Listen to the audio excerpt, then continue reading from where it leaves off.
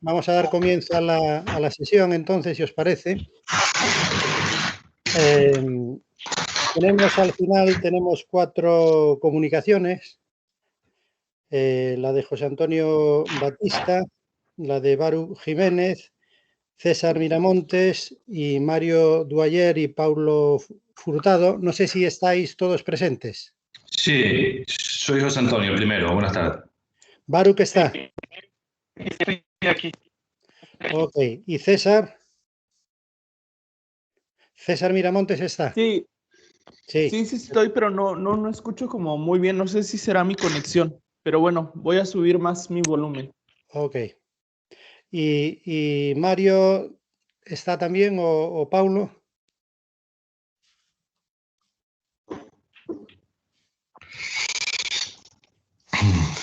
Veo que Paulo no está. Y Mario tampoco. Bueno, en todo caso son los últimos que están en el programa de la sesión de esta mesa, ¿no? Con lo cual, entonces, vamos a dedicarle pues un tiempo prudencial de unos 20 minutos, si queréis, de presentación cada uno, y luego tendremos un tiempo para el debate. Si alguien pues, no ocupa los 20 minutos, pues perfecto, que queda más tiempo para el coloquio, para debatir entre todos, ¿no? Entonces, si os parece, si José Antonio está preparado, pues yo le daría la palabra. La sesión que tenemos hoy es una sesión interesante y muy diversa sobre diferentes planteamientos sobre una visión heterodoxa, crítica del paradigma económico convencional e incluso de los paradigmas económicos, de algunos de los paradigmas económicos heterodoxos. Creo que puede ser una sesión interesante de debate y por lo tanto os animo a que toméis nota, los que estáis asistiendo, para luego hacer un debate rico, que seguro que hay temas y motivos para ello, ¿no? Por lo tanto, si te parece, José Antonio, cuando quieras. Sí, adelante. ¿me oís bien? ¿Me veis? Si tienes una presentación, súbela ya. Sí, la tengo, Javier. ¿Me oyen bien? Entonces. ¿Perdón? ¿Me oyen? ¿Me Sí, oyen? sí, no se oye Perfecto. muy bien. Se oye con algo de... Bueno, con algo de eco, pero no sé si puedes ajustar un poco el micro, acercarte al micro, no sé. Vale, a ver, igual algún problema de la conexión. Aquí en Canarias estamos un poco lejos ahora de Galicia. Pues se nota que estáis un poco... De todas formas, esto como va por el cinturón de Kuiper aún da muchas vueltas. O sea que... Sí. Bueno, pues aquí tengo una presentación que voy a subirla aquí. A ver, eso es. ¿La veis ahí ahora pantalla completa? Yo todavía no, pero puede que tarde algún tiempo. Sí, bueno, pues yo voy a ir empezando. Yo la había preparado, incluso pues tuve la cosa hoy, esta mañana, de más o menos de medir el tiempo y tardo como 10 o 11 minutos, ¿no? Entonces procuraré no pasarme de eso y está medida además para eso, ¿no? Esto es un resumen de la comunicación, obviamente, ¿no? Y bueno, ahí está el título. Yo, digamos que les voy a hablar desde fuera del ámbito de la economía, incluso de la economía heterodoxa, aunque puede considerarse que la antropología económica esté incluida en ella, ¿no? Yo soy antropólogo de la Universidad de La Laguna, ¿no? Y bueno, mi objetivo era muy brevemente presentar, como pone el título, algunos aspectos teóricos metodológicos para introducirnos en qué es eso de la antropología económica y ver al final, en la parte final de la intervención esta muy breve, qué puede aportar a ese amplio campo de la economía heterodoxa, ¿no? Hombre, me parece que procede comenzar viendo cómo entienden los antropólogos lo económico, el ámbito de lo económico o la economía. Hay que decir que lo que podemos llamar la versión moderna, ¿no? Perdona, José Antonio, es que no se ve la presentación. No sé si puedes hacer algo para que se vea o sí, si sí, no... claro, debería verse, debería verse, perdón un segundo, porque la tengo, a ver, compartir contenido, a ver ahora. Sigue sin verse. Por favor, si fuera posible que todas las personas asistentes apagaran sus cámaras y los micros, porque es posible que esté habiendo alguna interferencia y no podamos ver la presentación que quiere poner el participante. Gracias. Es que supuestamente, perdonadme, supuestamente le di a compartir contenido. Entonces no sé... Si lo puedes volver a intentar, por favor, porque quizás Sí. ahora... A ver, le he dado a la flecha esta de compartir. A ver... Sí, el cuadradito con la flecha. Sí, en ese estoy. Sí. ¿Y en el escritorio estás? Sí. Ahí, a ver ahora, a ver. Es que hay un montón de cosas abiertas ahí, no sé de quién son. A ver. Pero, si haces el favor, vete a tu presentación. Ahí está. Vale, perfecto. Entonces decía, bueno, me he ido otra vez yo. Decía que, bueno, que procedía, ¿lo ven bien ahora, no? Sí, vale. Nada, que lo que es la versión moderna, vamos a decirlo así, de la antropología económica, pues tiene justo por esta fecha, estamos en el 2021, un siglo, ¿no? Si empezamos con la figura fundacional de Malinowski y una serie de trabajos que hizo sobre las Islas Trovian, pues en la primera década, en la segunda década del siglo XX, y publicó en estos años, ¿no? Incluso en alguna revista de economía. No es fácil, dada la diversidad del campo de la antropología económica, dar una definición general de economía, como ocurre en otras, me imagino que en otras disciplinas y en otros campos, ¿no? Pero un poco yendo a lo general o a esa visión más por ejemplo, más aceptada o más generalizada, podemos hablar de que se asume esa definición sustantiva o real de economía, ¿no? Esa definición que nos dice que la economía es la producción, distribución, intercambio y consumo de bienes y servicios que empleamos pues, para sostenernos y reproducirnos como sociedad, ¿no?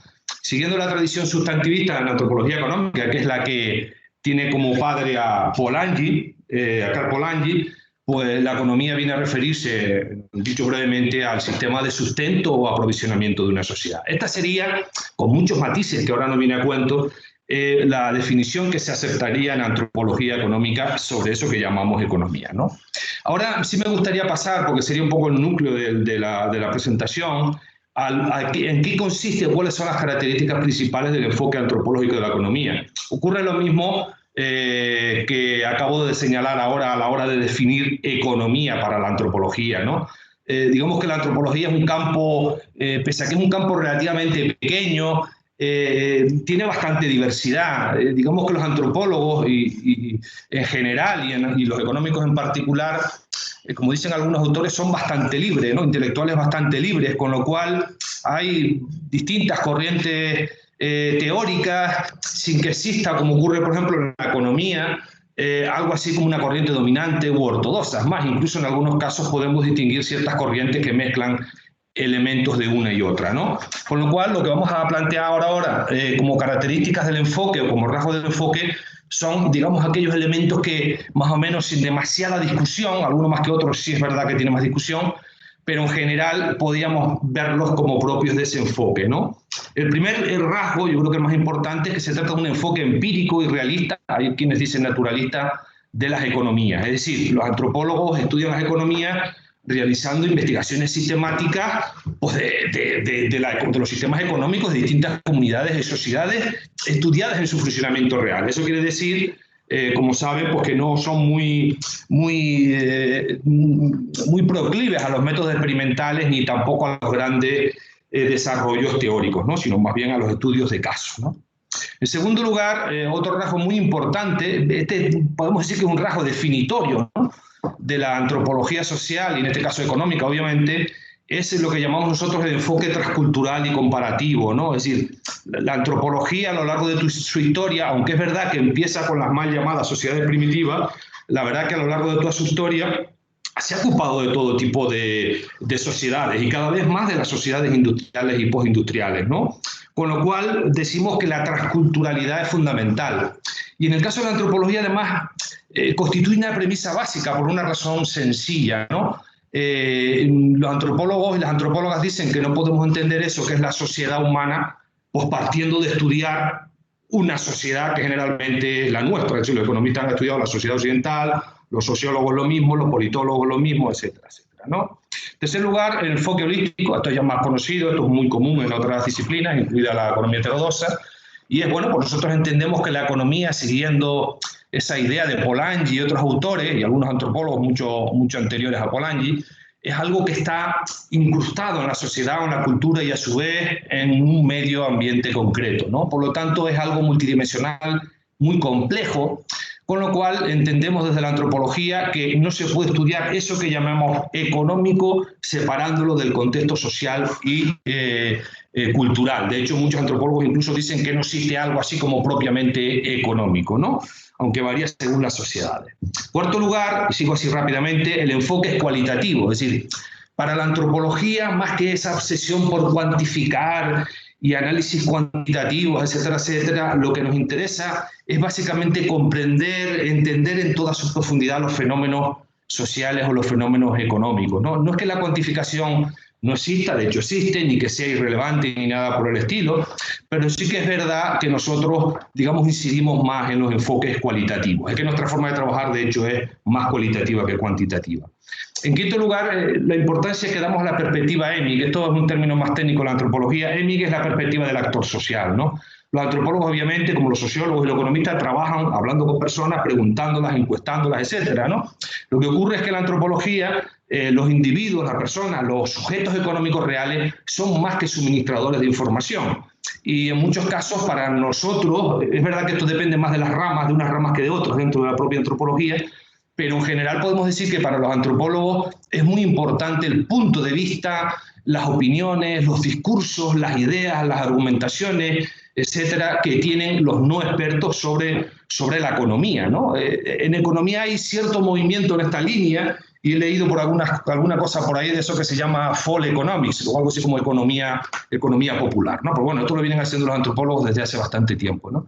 Y en segundo y en último lugar, dentro de estas características así del enfoque, pues otro rasgo muy característico de la antropología es el enfoque relativista, ¿no? Es decir, el relativismo cultural, a veces muy mal entendido, es una de las ideas básicas, uno de los elementos básicos, mejor dicho, del enfoque antropológico. Nosotros entendemos, viéndolo desde una perspectiva teórica, epistemológica e incluso metodológica, ese relativismo supone que los rasgos, los elementos de una cultura, en este caso la economía, han de estudiarse, explicarse, entenderse, analizarse, etcétera, en su contexto cultural, para evitar en la medida de lo posible el etnocentrismo. Una de las críticas que hace la antropología desde sus inicios, ¿no?, a la economía ortodoxa es precisamente que la considera una disciplina etnocéntrica, ¿no?, que estudia la economía desde la economía occidental, ¿no? Bueno, eso serían así rápidamente las características de ese enfoque antropológico, y ahora al final, y ya me queda poquito, acabo con lo que puedo considerar yo las aportaciones principales a la economía heterodoxa. Ni que decir tiene que para nosotros es más fácil el diálogo, la conversación y la relación con la economía heterodoxa que con la economía ortodoxa. De hecho, prácticamente los primeros antropólogos que se empiezan a introducir en este campo de la economía, pues ya empiezan a criticar a los economistas de la época, ¿no?, ortodoxos, o los economistas convencionales de esa época, ¿no? Yo voy a hablar de 4 aportaciones, por claridad están separadas, pero bueno, muchas están obviamente interrelacionadas, ¿no? La primera contribución que se me ocurre, o que se me ocurrió a la hora de escribir esto, y es la más evidente, la más citada, es el conocimiento empírico. Es decir, la antropología, pues a lo largo de un siglo de trabajo y de haber estudiado y trabajado en muy diversas culturas, desde culturas o de economías muy simples hasta incluso ahora en las economías postindustriales, pasando por las economías campesinas, industriales, etcétera. Hombre, pues una de las cosas que aporta es conocimiento empírico, ¿no? Ese conocimiento tiene validez práctica, los antropólogos han trabajado en el ámbito aplicado del desarrollo y demás, pero también tiene mucho valor teórico, ¿no? Ese volumen de información, al fin y al cabo, es la mejor base con la que contamos, en este caso empírica, pues para entender de manera transcultural e históricamente eso que llamamos economías humanas, además en plural, ¿no? Hay un antropólogo que se llama Dowling, yo cito ahí, pues que dice que la antropología es una especie de laboratorio natural para contrastar las teorías y principios económicos y desde luego la propia idea de economía que manejamos. En segundo lugar, y siguiendo así muy rápidamente, también se destaca la aportación metodológica, y en este caso tendríamos que hablar del trabajo de campo etnográfico, ¿no? Es verdad que es una metodología muy costosa en tiempo y que puede tener algunas limitaciones en cuanto a la escala de trabajo, o las dimensiones de trabajo, por así decirlo, ¿no? Pero sí que es verdad que en el lado positivo, y se destaca eso, ofrece una información cualitativa que para nosotros, y lo repito, como lo dije antes, es absolutamente fundamental para comprender, y subrayamos lo de comprender, el funcionamiento real de un sistema económico, ¿no? En tercer lugar, y penúltimo, destacaríamos lo que podemos llamar ese punto de vista antropológico, esa mirada antropológica de la economía en este caso, que es el resultado de muchas de las cosas que hemos dicho ahora, del relativismo, del holismo, de la transculturalidad, de esa combinación de la perspectiva del actor social con la perspectiva del investigador, etcétera, etcétera, ¿no? Eso da lugar a esa visión de la economía como algo multidimensional, diverso, cambiante, muy complejo, culturalmente relativo, etcétera, etcétera, ¿no? Y ya por último, y no menos importante, aunque yo lo pongo aquí en último lugar, es el que la antropología siempre se ha considerado en general, por eso suele ser menos simpática para el poder, por así decirlo, ¿no? Siempre se ha considerado una disciplina bastante crítica, muy relativizadora, una disciplina que en el ámbito que sea, en este caso es la economía, digamos, cuestiona, critica, pone en duda las normalidades, los hechos que consideramos normales, cotidianos, ¿no? Y en este sentido, ya lo decía antes, prácticamente desde sus comienzos, Malinowski mismo, ¿no? Ha sido una disciplina muy crítica con la economía ortodoxa, ¿no? Hay quien habla de esa función deconstructiva en la que la antropología, con esa información transcultural, pues sirve para deconstruir nuestra imagen de lo que es lo económico y para construir, no quedarse solo en la deconstrucción, pues otras formas de entender la economía que no tienen que ver con la visión convencional, con la basada en la economía de las sociedades occidentales y específicamente en el mercado. Es decir, la antropología da una visión muy, muy amplia de la economía, hasta tal punto que muchas veces prefiere hablar de formas de vida, ¿no? En conclusión, y ya con esto acabo, pues nosotros consideramos modestamente que la antropología quizás debería tener un lugar más importante o más relevante, desde luego, que el que ha tenido ahora en la economía heterodoxa, ¿no? A mí me sorprendió cuando me preparaba esto, leer un trabajo de un sociólogo australiano que hablaba de la economía heterodoxa, la vinculaba a la economía política y hacía un diagrama donde ponía un montón de disciplinas que forman parte de eso que podemos llamar economía heterodoxa o contribuyen a ello, ¿no? Pues desde la geografía, la historia económica, etcétera, etcétera, etcétera, y no aparece, mejor dicho, la antropología, y una cosa que me sorprendió porque es una disciplina que tiene un siglo de historia, ¿no? Pues muy bien, muchísimas gracias por la atención, espero no haberme pasado mucho, ¿no? Bueno, pues muchas gracias, José Antonio. No te has pasado, sino todo lo contrario. Creo que vamos bien de tiempo y lo que vamos a hacer es, si nos importa, es reservar las posibles preguntas o el debate que pueda haber sobre este tema. Lo hacemos al final porque posiblemente en otras presentaciones se puede introducir también elementos de contraste y de debate, con lo cual mejor hacerlo, si os parece, conjuntamente al final. Perfecto. Por tanto, le daría ahora la palabra a Baruch Jiménez para que nos haga su presentación sobre el panteísmo, la naturaleza y la economía. Hola. Adelante. Vale. ¿Vas a compartir bueno, también? mi nombre es, soy estudiante. Ah, ok. Sí, está compartida. ¿Se ve? Sí, perfecto, se ve, sí. Adelante. Mi nombre es Baruch Jiménez Contreras, soy estudiante del doctorado en Economía en la Universidad Complutense de Madrid. Estoy haciendo una tesis sobre el impacto de las ideas humanistas de Marx y Engels en el pensamiento económico. Como parte de esta tesis, he escrito este artículo que se llama Panteísmo, Naturaleza y Economía, la alternativa humanista de la economía de Engels y Marx a la percepción de la naturaleza como una mercancía. Pues bueno, es bien conocido que la teoría económica pues, ha desarrollado en los últimos años una rama de estudio que se dedica a los recursos naturales. Sin embargo, pues esta rama se basa en el individualismo metodológico, por lo cual la sociabilidad que presenta la teoría económica se reduce a las transacciones individuales de los sujetos que participan en el mercado y los cuales pretenden maximizar su utilidad. En este sentido, el sujeto en la teoría económica aparece aislado de la sociedad y de la naturaleza. Por lo tanto, la naturaleza en algún sentido es externa para el sujeto y puede ser convertida en mercancía, o más bien aparece como una mercancía. Las principales manifestaciones teóricas de esta concepción sobre el sujeto y la naturaleza aparecen bajo el nombre en la teoría económica de economía ambiental y economía de los recursos naturales. En este sentido, la crisis ambiental, por ejemplo, que estamos sufriendo en estos últimos años, se resuelve únicamente y exclusivamente bajo parámetros de eficiencia del mercado. La economía ambiental y de los recursos naturales ha ido por dos vías. Una de estas vías está basada en los estudios de Pigou, de Solow, de Hicks y de Kaldor acerca del examen de las externalidades y el análisis costo-beneficio, así como mecanismos que hagan reducir la polución mediante impuestos y la generación de mercados para actividades contaminantes. Por otro lado, se ha llevado a cabo otro enfoque que se centra en la gestión óptima de los recursos naturales vía la asignación de los precios y la creación de mercados de futuro. Este enfoque está sustentado en las ideas de Hotelling, de Solow y de Gauss. Sin embargo, como alternativa teórica en el pensamiento económico, pues ha habido otras ideas, ¿no? Que de alguna forma son antitéticas a esta condición fetichista o cósica de la naturaleza y del ser humano.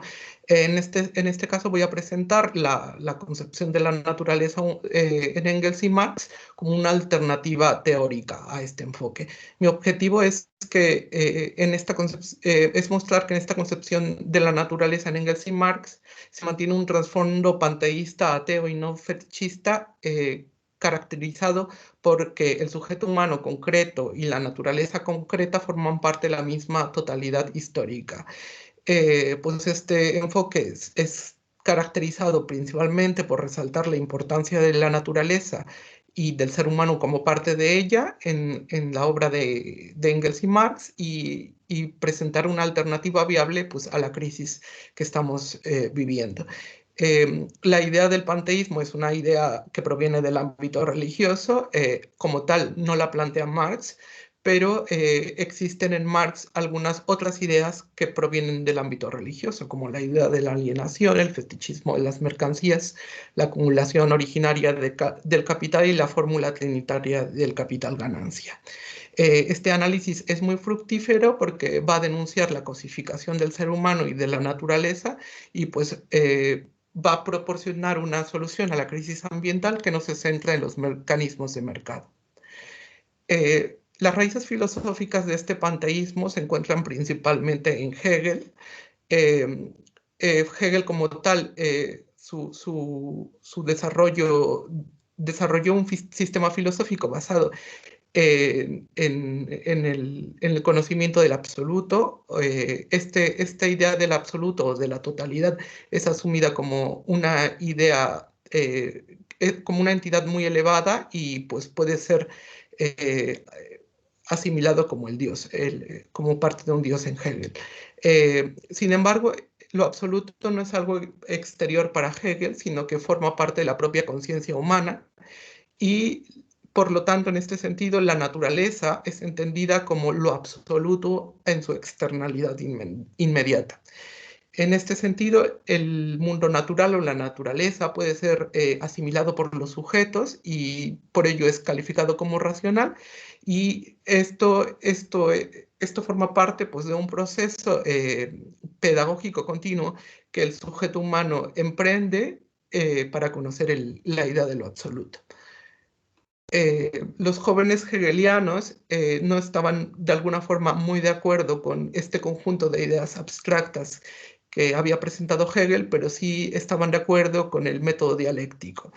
Entonces, como un principal referente de estos jóvenes hegelianos, pues fue Feuerbach, que planteó que más allá de la naturaleza y del ser humano, pues no existe nada, ¿no? Entonces, como tal, de alguna forma elimina la idea del absoluto, pero sí que plantea que se deben de alguna forma traer las cosas al ámbito real, ¿no? Por lo tanto, Dios va a ser producto de la imaginación humana y como tal, Dios pues de alguna forma va a someter a los sujetos. Es la principal crítica que hace Feuerbach al cristianismo.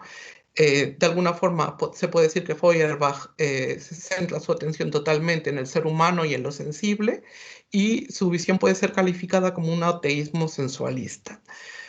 Marx y Engels van a adoptar y desmitificar en un proceso teórico-práctico a lo largo de su producción teórica, pues una serie de posiciones ontológicas de Feuerbach, y van a también a adoptar y desmitificar el método dialéctico de Hegel, pues llevando así a una concepción de la naturaleza como una totalidad. En este sentido, por eso digo que la idea de la naturaleza es panteísta, pero es una condición panteísta no fetichista y pues atea. De alguna forma, el sujeto forma parte de la naturaleza y al transformarla, pues también se transforma a sí mismo, ¿no? El primer acercamiento que Marx tiene a tratar la naturaleza es en los manuscritos de 1844, en los cuales critica el proceso de enajenación que se ha dado entre la naturaleza y el sujeto. En cierto sentido, pues dirige toda su crítica al trabajo enajenado, ¿no? Como tal, la enajenación en el capitalismo, más bien como la presentan los manuscritos, se va a transmitir en 4 dimensiones. La primera alude al producto del trabajo como un objeto ajeno que domina al trabajador. La segunda es como una actividad que de alguna forma le va a resultar extraña al trabajador y que se va a dirigir en su contra. La tercera dimensión pues, nos indicaría que el capitalismo despoja al ser humano de todas sus capacidades genéricas y su existencia queda reducida a una existencia individual. Y como una cuarta dimensión, en el capitalismo los sujetos se encuentran enfrentados, ¿no? Y por ello no pueden de alguna forma llevar una vida en sociedad. Bueno, una vida en sociedad de alguna forma armoniosa con la naturaleza, ¿no? Creo que alguien ha movido algo. Hola. No, creo que algo, no sé si cambiarías tú algo porque se fue la presentación. Ahora ya está de nuevo. Bueno. Ahora se te ve a ti, no a la presentación. A ver.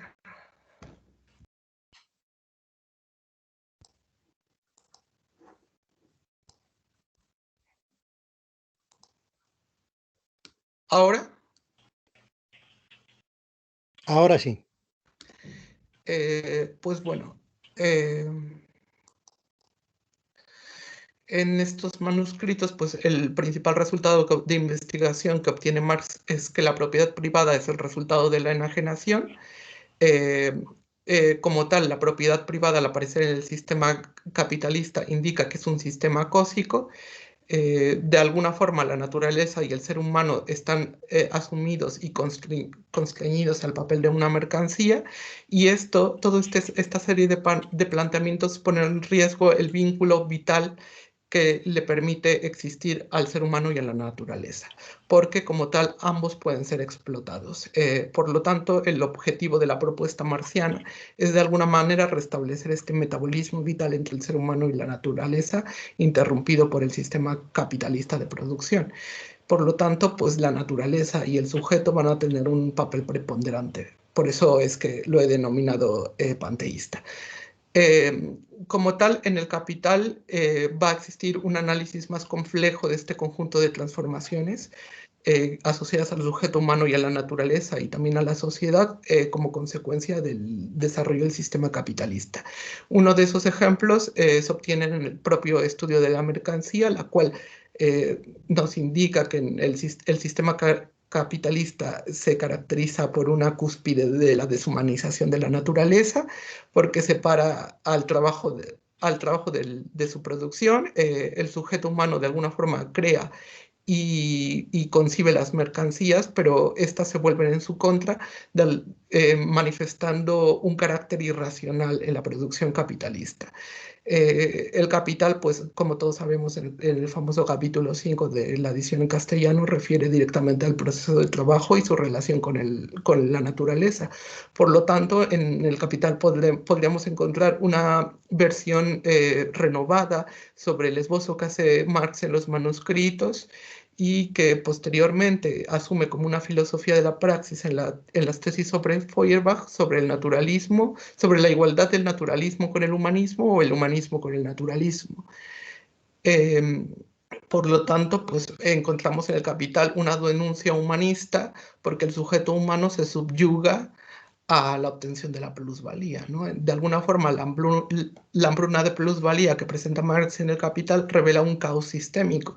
Este caos sistémico pretende, los neoclásicos han pretendido regularlo mediante este conjunto de medidas de mercado, ¿no? Que no acaban con la explotación de la naturaleza y del sujeto humano. Pues por último me gustaría resaltar que esta noción panteísta atea de la naturaleza en Engels y Marx de alguna forma se exterioriza en la transformación social real y teórico-práctica de la sociedad mediante el comunismo, porque en el comunismo se elimina la condición subalterna de la mercancía, y por lo tanto del sujeto y de la naturaleza se recupera de alguna forma la capacidad genérica de los sujetos y con ello el metabolismo vital de la naturaleza.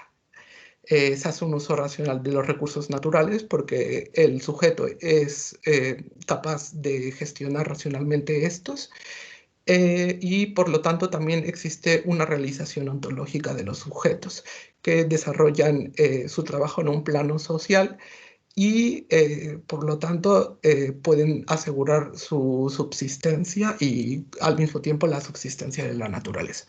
Y pues bueno, eso ha sido todo. Muchas gracias por vuestra atención. Bueno, muchas gracias a Baruch. No era Baruch Espinosa, era Baruch Jiménez. Así que, en todo caso, permitirme este juego con un nombre que evoca sin duda uno de los autores citados y tan importante en esta tradición. Bueno, pasamos siguiendo el criterio que hemos comentado, vamos a darle la palabra a César Miramontes para que nos haga su presentación. César, ¿estás listo? Sí, estoy listo. Buenas tardes a todos y voy a hacer la presentación. Es un PDF, lo voy a ir pasando poco a poquito. Si se ve muy chiquito, discúlpenme. Lo que pasa es que no pude instalar bien la aplicación en mi computadora, pero lo hice en mi celular y en el celular me parece que funcionó muy bien. Pero no importa, desde ahí lo voy a compartir. Entonces, denme un segundo para compartir, por favor.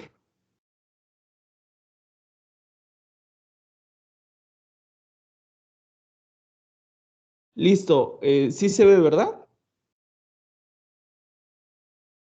Sí, se ve. Sí, se ve, sí. Pero amplíalo un poquito si puedes. Si puedes ampliarlo, efectivamente mejor, porque se ven varias transparencias al mismo tiempo. Sí, lo que pasa es que aquí ya no Ya. puedo subirlo más, solamente así me quedaría. Si pudieras ampliar horizontalmente la pantalla, el foco que tienes, pues estaría bien. No sé si eso es posible. A ver, un segundo, déjenme ver si puedo rotar la pantalla. ¿Sí se pudo? No. No, así no se ve. No se ve nada. No. No, entonces no, me parece que no. ¿Se ve? Se ha deformado, de hecho. De hecho, la imagen se ha deformado, ¿eh? A ver. Ahora se deformó.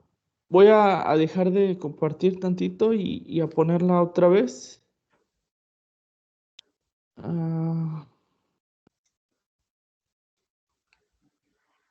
A ver, la voy a poner una vez más.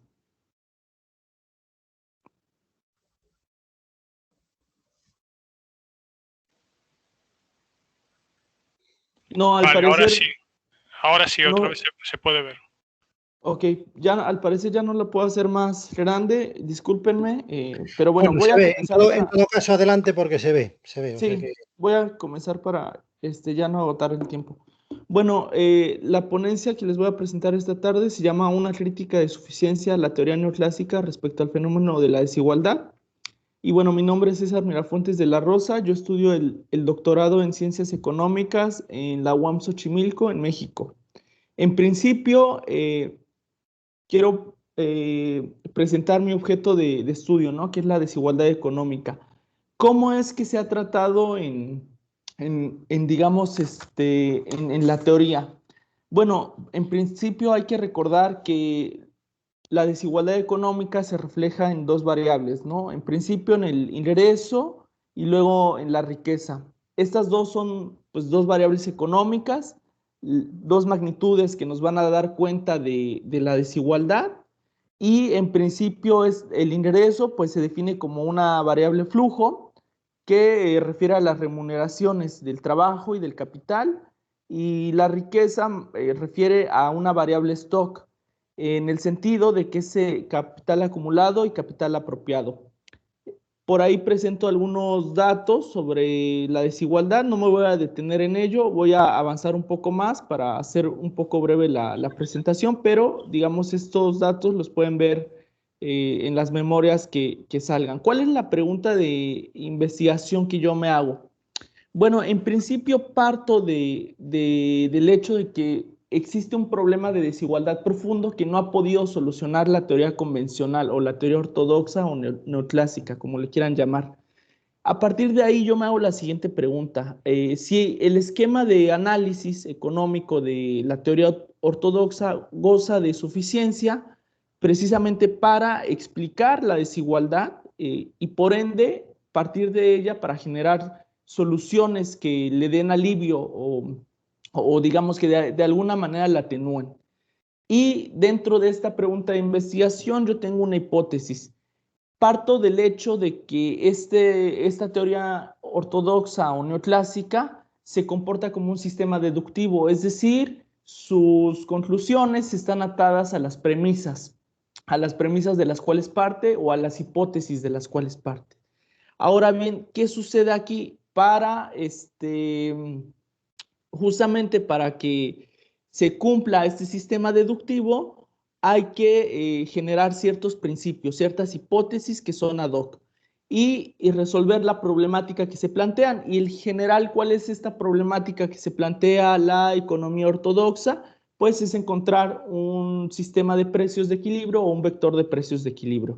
Y encuentro que el eje central es la eficiencia, el concepto de eficiencia. Por lo tanto, mi hipótesis es que, dado que el esquema de análisis ortodoxo se configura con una serie de principios que le imponen hacer uso ad hoc del criterio de eficiencia, por lo tanto, esto no explica la desigualdad económica. ¿Pero por qué no? Porque la desigualdad, más bien, para analizarla se tendría que hacer bajo un criterio o una categoría de equidad, no de eficiencia.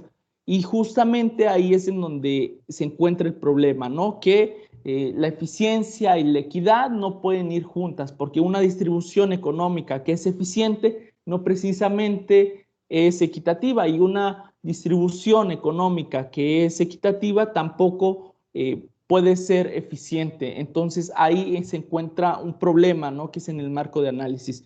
Bien, el fenómeno de la desigualdad, ¿cómo se ha atendido en la teoría económica ortodoxa? En principio, este esquema de análisis pues tiene límites, ¿no? Tiene ciertos límites que no le permiten analizar ciertos fenómenos económicos. ¿Y cuáles son estos límites o cómo es que se van a ir imponiendo? Bueno, en principio uno de ellos es que este criterio de eficiencia se acota únicamente a los intercambios reales, porque recordemos que justamente en la teoría neoclásica se parte de que está lo real y lo monetario, pero principalmente lo que se intenta resolver con el sistema de precios de equilibrio, pues es la parte real, ¿no? Y es a través de un criterio de intercambio eficiente. Por lo tanto, ahí justamente surge que uno de sus límites es que no puede atender más problemáticas que rebasen los intercambios o que vayan más allá de los intercambios reales. ¿Y cómo se construye este análisis económico ortodoxo? Bien, de acuerdo a varios autores como Edith Limosky, Carlo Benetti y algunos otros, tenemos que para construir este esquema de análisis, pues se toman cuatro aspectos. Uno es la visión de la sociedad, dos es el comportamiento de los agentes, tres es la función del mercado y cuatro es la noción de equilibrio. Estos elementos nos van a dar la constitución del análisis económico ortodoxo. ¿Cuál es la visión que se tiene de la sociedad? Es una visión simétrica en donde los individuos únicamente se diferencian por sus preferencias y sus dotaciones iniciales. Fuera de ello, todos somos iguales en su esquema analítico. No pasa como en los clásicos, donde los clásicos, los economistas clásicos conciben a la sociedad como una sociedad dividida en clases, que están los empresarios y están los trabajadores. Esto no sucede aquí. La visión de la sociedad es una sociedad simétrica, no es una sociedad asimétrica. Lo otro es el comportamiento de los agentes, que es un comportamiento racional, que se basa en el axioma de racionalidad, y la función del mercado, que es hacer distribuciones eficientes.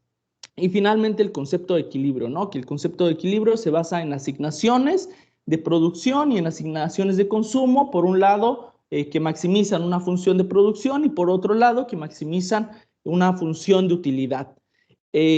Todo ello, digamos, estos cuatro elementos forman en sí el esquema de análisis económico ortodoxo y de ahí surgen todas sus limitantes. ¿Cuál es el diagnóstico que hace perdón, antes de pasar al diagnóstico de la desigualdad desde la teoría ortodoxa, me gustaría decir que con base en estos cuatro elementos surgen dos principios que para mí son importantes. Uno, que el mercado es quien va a regular todas las distribuciones dentro del intercambio, y dos, que el sujeto se comporta a partir del axioma de racionalidad, y esto limita el análisis de la desigualdad y por lo tanto no le permite ver su origen. Simplemente, incluso hay teóricos que dicen, bueno, si partimos de condiciones iniciales en donde todos tienen la misma dotación inicial, podemos llegar al equilibrio sin desigualdad, pero esto no ocurre. ¿Por qué? Porque las preferencias son distintas y, digamos, el comportamiento de los agentes no es igual. Aunque ellos digan que los salarios, perdón, que los ingresos que se van a obtener por un lado del trabajo, pues es la producción marginal del trabajo, y por el lado del capital es la producción, perdón, el producto marginal del capital, ¿no? Pero sabemos, digamos, que esto no ocurre, ¿verdad? Entonces, si partimos de un análisis en donde todos los individuos tienen las mismas dotaciones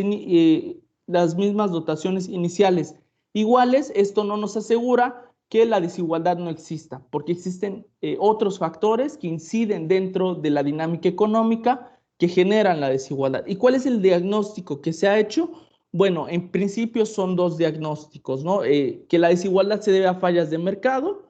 En este sentido tenemos una redistribución pura, una redistribución eficaz, como lo dice Piketty. Por el lado de la redistribución pura, pues él dice que es cuando el mercado funciona de manera adecuada y hace las distribuciones eficientes y, digamos, se reduce a través de ello la desigualdad. Y la redistribución eficaz parte del hecho de que hay, de que existen fallas de mercado, existe información asimétrica y hay que corregirlas, y a través de ello vamos a ir aliviando la desigualdad. Pero, digamos, todo esto es a partir de la teoría ortodoxa. ¿Y qué sucede? ¿Cuáles han sido los referentes? Pues la curva de Kunsets y la hipótesis del sesgo tecnológico. No me voy a detener ahí a explicar, voy a avanzar a la siguiente para no tomar más tiempo. Yo identifico que existen variables de reproducción y de continuidad de la desigualdad. ¿Cuáles son estas variables? Estas variables no entran dentro del análisis ortodoxo y yo lo ubico más bien dentro de una economía heterodoxa. Las variables como la justicia social, es una de ellas, y la otra es la ideología. Bueno, más que variables, son categorías, porque variables como tal no son, porque no se pueden medir, no existe una cuantificación, una medición de la justicia social o de la ideología. Más bien son categorías de análisis. Perdona ahí por el error. ¿Qué sucede? Bueno, dentro de la justicia social, pues tenemos diferentes tipos, ¿no? Está la visión del liberalismo, del igualitarismo, del comunitarismo y del contractualismo. Yo ubico que precisamente una combinación de justicia social con un tipo de ideología pueden favorecer la reproducción y continuidad de la desigualdad. Por ejemplo, dentro de un marco de análisis ortodoxo, pues la justicia social, el concepto de justicia social que se utiliza, pues es el del liberalismo y una ideología de libre mercado. Por lo tanto, esto favorece más la reproducción de la desigualdad económica. Por otro lado, tenemos que, por ejemplo, desde una visión de justicia social comunitarista y una ideología del bien común, esto no favorecería la reproducción de la desigualdad. Bueno, eso lo vamos a ver después. Ahora bien, ¿qué criterios se tendrían que incorporar dentro de una teoría heterodoxa que busque cuajar alternativas para examinar la desigualdad y proponer ciertos cursos de acción que la alivien? Pues en primera, incorporar esta idea de la equidad y de la igualdad. Es complicado incorporar dentro del análisis económico la cuestión de la equidad, partiendo de que si estamos en una idea de equilibrio, pues tendríamos que tender hacia la eficiencia económica. Sin embargo, ahorita que estoy estudiando el doctorado, yo la alternativa que estoy construyendo, que es una alternativa teórica, parte de un esquema de análisis, o más bien de una escuela de análisis post-keynesiana, en donde existen múltiples equilibrios, partiendo de la idea de demanda efectiva, ¿no? En donde pueden existir diversos equilibrios. Probablemente ahí es donde se puede incorporar esta idea de equidad, la idea del excedente. ¿Por qué el excedente es importante? Bien, porque, por ejemplo, dentro de la economía ecológica desde abajo que se hace, que ha hecho, por ejemplo, el doctor David Barkin aquí en UAM Xochimilco, bueno, tiene esta idea de que el excedente dentro de una comunidad no se utiliza precisamente como una cuestión de supervivencia de las clases sociales, ¿no? En este caso del trabajador o de los empresarios, sino es más bien una cuestión de reproducción cultural y una reproducción social. Los excedentes económicos se utilizan para esta reproducción de la comunidad y no son apropiados por las empresas, ¿no? Sino que más bien son repartidos. Bueno, más que repartidos, son utilizados para la reproducción social, en el sentido de que se utilizan, por ejemplo, en fiestas patronales, en construcciones que son de infraestructura para la comunidad, en fin, se utilizan de esa manera. Y por el otro lado, incorporar esta idea de la justicia social y la ideología. Bien, finalmente, como conclusiones, ¿qué es lo que me resta decir a mí? Tenemos que en principio el origen de la desigualdad está dado por una distribución inequitativa del ingreso y de la riqueza, pero esto no es capaz de explicar la teoría neoclásica, porque su criterio de análisis de la mayor parte de todos los fenómenos, o en general, es esta cuestión de la eficiencia. Hay que alcanzar siempre la eficiencia para tener una distribución de los recursos económicos precisamente eficiente y llegar a un vector de precios de equilibrio. ¿Y qué otras conclusiones podemos decir de esto? Bien, que esto la limita a hacer cursos de acción que no estén enfocados hacia realmente palmear los orígenes de la desigualdad, y que simplemente se dediquen a hacer los gobiernos a programas paliativos. Pero esto no elimina la desigualdad económica. Y bueno, yo hasta aquí la dejo. Muchas gracias por su atención y bueno, voy a dejar de compartir pantalla. Gracias. Ok, muchas gracias, César. Vamos entonces a continuar con el plan que tenemos. Creo que sí está presente Paulo Furtado, ¿es así? O Mario Duayer. Me pareció ver antes que sí estaba Paulo Furtado. ¿Está? Hola.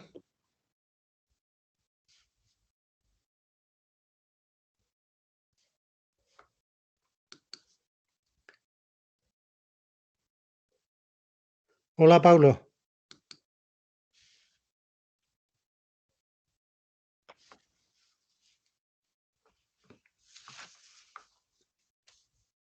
Bueno, parece que no está. Bueno, entonces, si el último trabajo que teníamos previsto, que precisamente iba sobre el trabajo abstracto, la objetivación y el fetiche, no están, pues entonces sí. Levanta la mano, Paulo. No sé si hay un problema de conexión.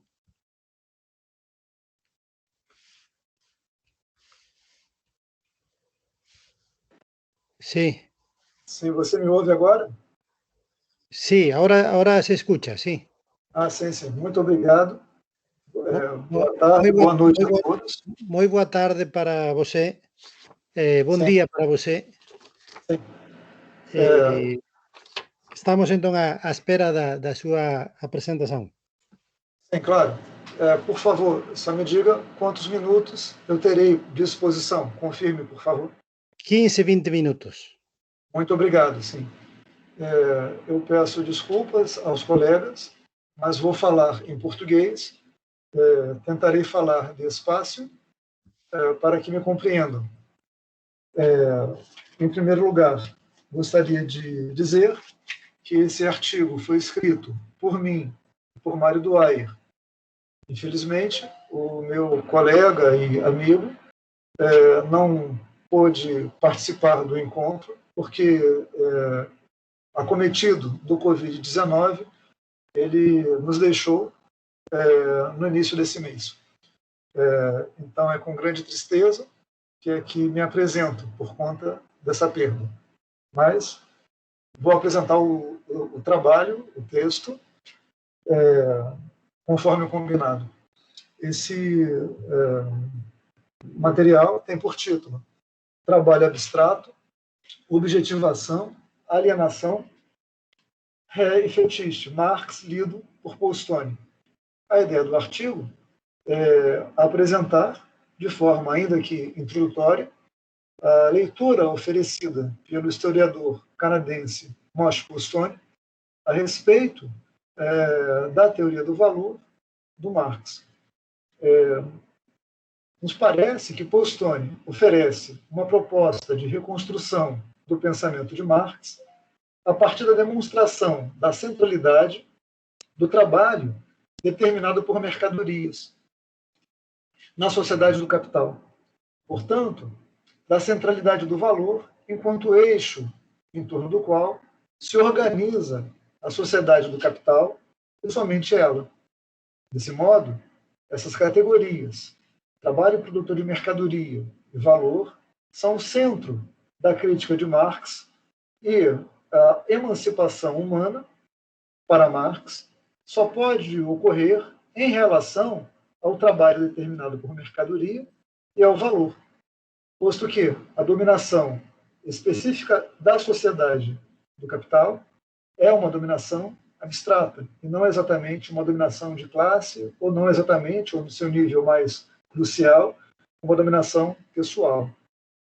O Stone sustenta que as relações sociais constitutivas do capitalismo possuem, em seu nível crucial, um caráter objetivo e instauram uma totalidade, uma vez que são plasmadas pelo trabalho como atividade socialmente mediadora e historicamente específica, uma forma de prática abstrata, homogênea e objetivadora, a ação social está condicionada pela forma fenomênica dessas estruturas fundamentais, ou seja, pelo modo como estas estruturas sociais se manifestam e, nessa medida, constituem o horizonte da praxis imediata.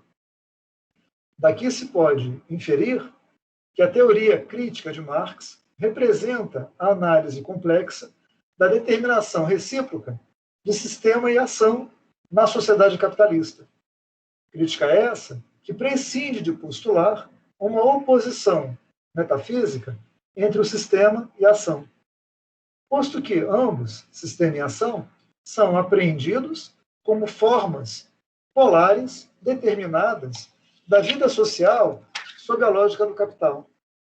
O trabalho abstrato instaura uma forma nova de dominação social, historicamente específica, e se caracteriza por ser um tipo ímpar de compulsão social, por conta do caráter abstrato de suas estruturas sociais.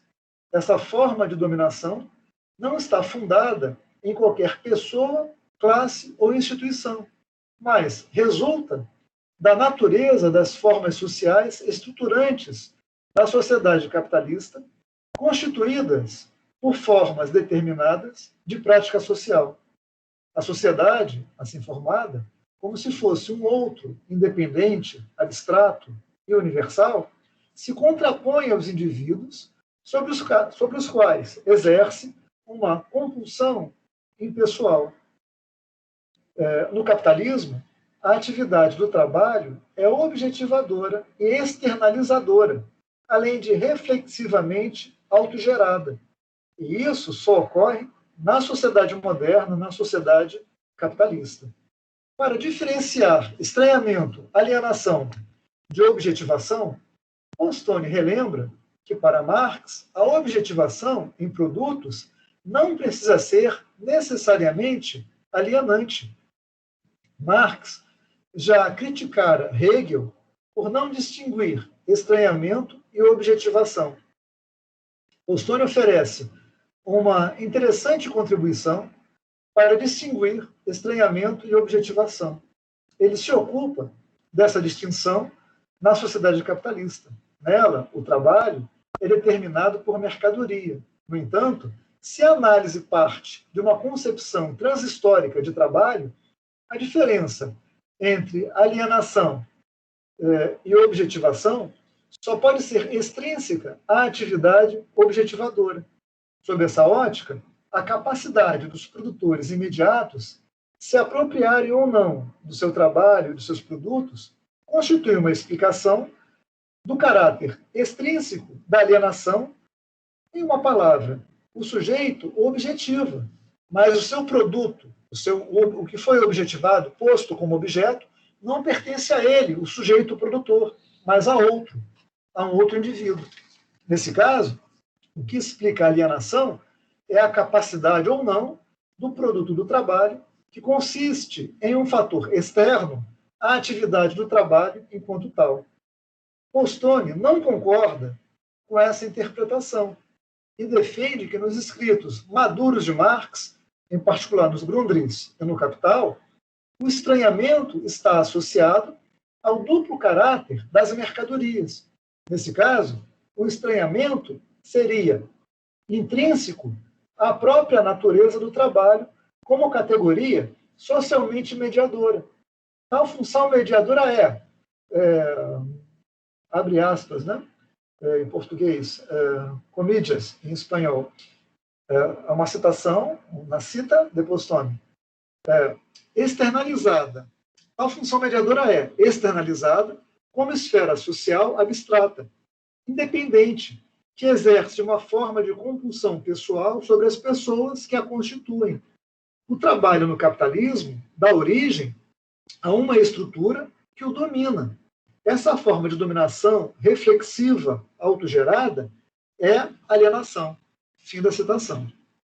Não compreender a especificidade histórica do trabalho no capitalismo, enquanto categoria socialmente mediadora, como é o caso do chamado por Postone marxismo tradicional, só nos leva a não imaginar a superação do capitalismo como superação, abolição do trabalho determinado por mercadoria, e a conceber tal superação como produto de um fator extrínseco. Para Postone, só no capitalismo é que objetivação é o mesmo que alienação.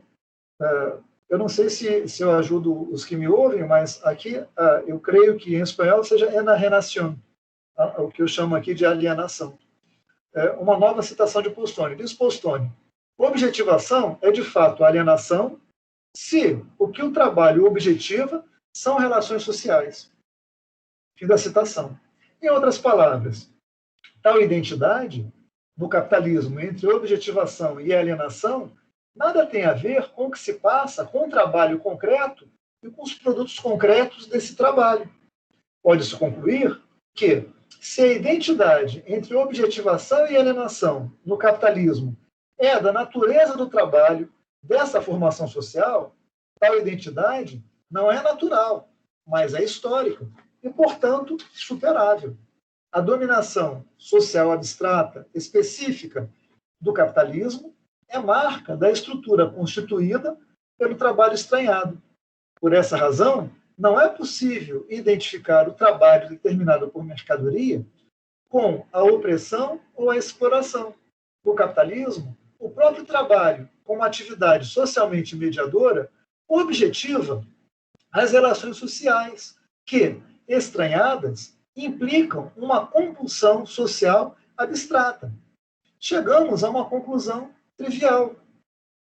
Na sociedade organizada pelo valor, portanto, na sociedade capitalista, citação, a dominação abstrata e a exploração do trabalho não estão baseadas na apropriação do excedente pelas classes não trabalhadoras, mas na forma do trabalho no capitalismo. Fim da citação.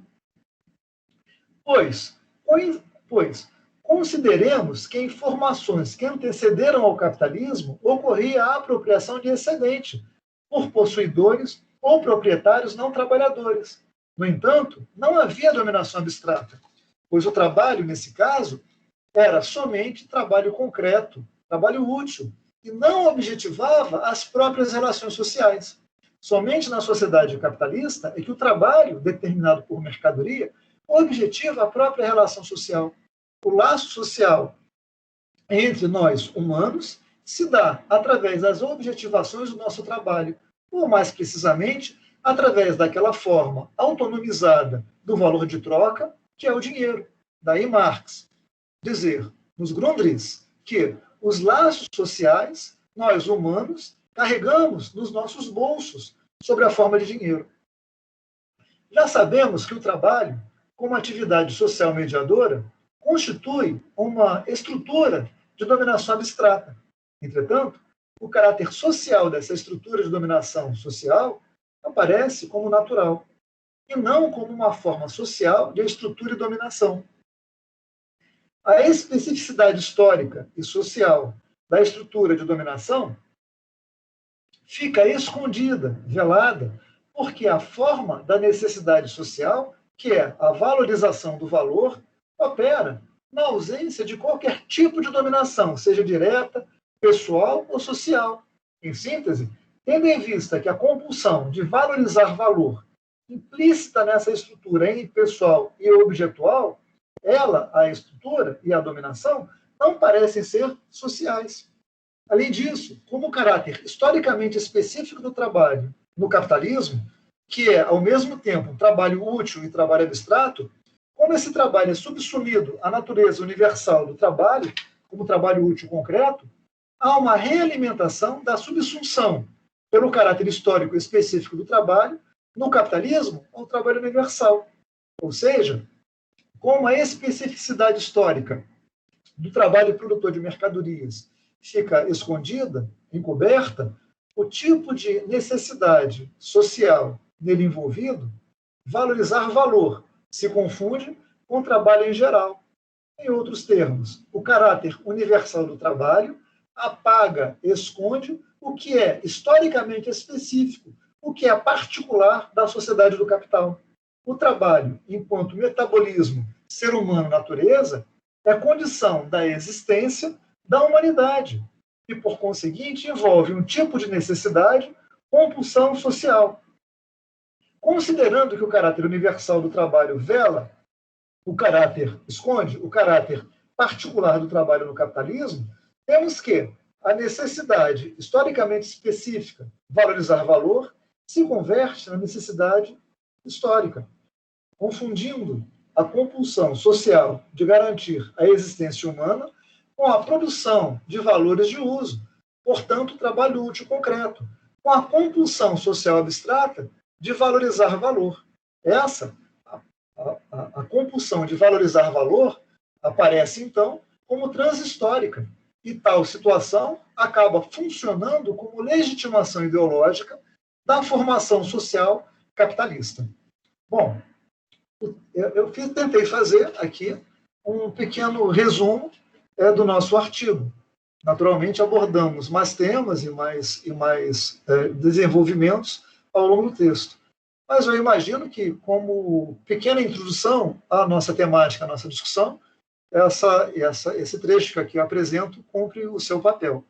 Então, eu agradeço a atenção de todas e todas e me coloco à disposição para dialogarmos e conversarmos no momento adequado. Muito obrigado. Muito obrigado, Paulo. Vaya então esta presentación como homenaxe ao compañeiro Mario do ayer. Despois destas cuatro presentaciones, pasamos entonces a un coloquio, para lo cual os pido que quien quiera intervenir levante la mano, o bien, si alguien quiere arrancar, pues para no perder tiempo podéis entrar ya directamente. No hay ninguna mano levantada por ahora, con lo cual César levanta la mano, pero vamos a esperar si hay alguna persona de las que estuvieron como oyentes, si quieren hacer alguna intervención.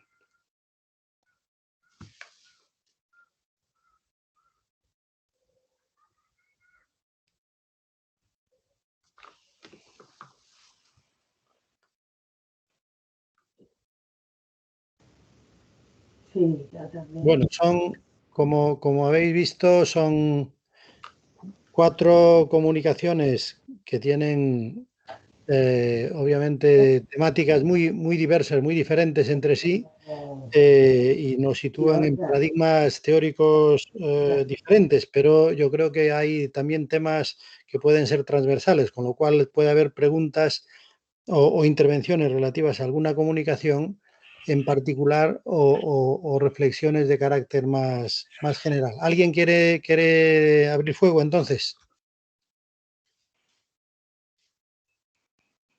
¿Sí? Bueno, Xavier, sí. Espera, estaba intentando hablar otra persona que estaba en directo. Espera. ¿Sí?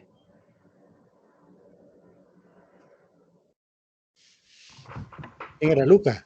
Perdona que interrumpa, Xavier. Parece que Aina Barceló quiere intervenir, creo. Pues tienes que quitar está silenciada. ¿Quién? ¿Aina Barceló? Sí.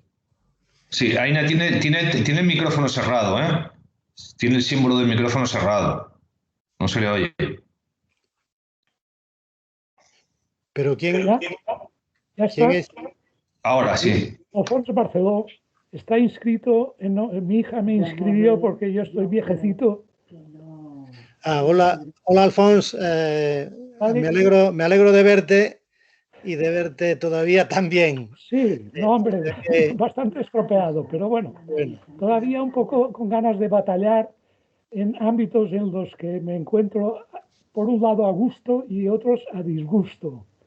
Esto de la antropología es muy importante, pero hace muchos años que algunos pues ya lo habíamos comentado, ya habíamos criticado y habíamos llamado la atención sobre algunos antropólogos y habíamos recordado que el artículo importante de Malinowski lo publicó Keynes en el Economic Journal.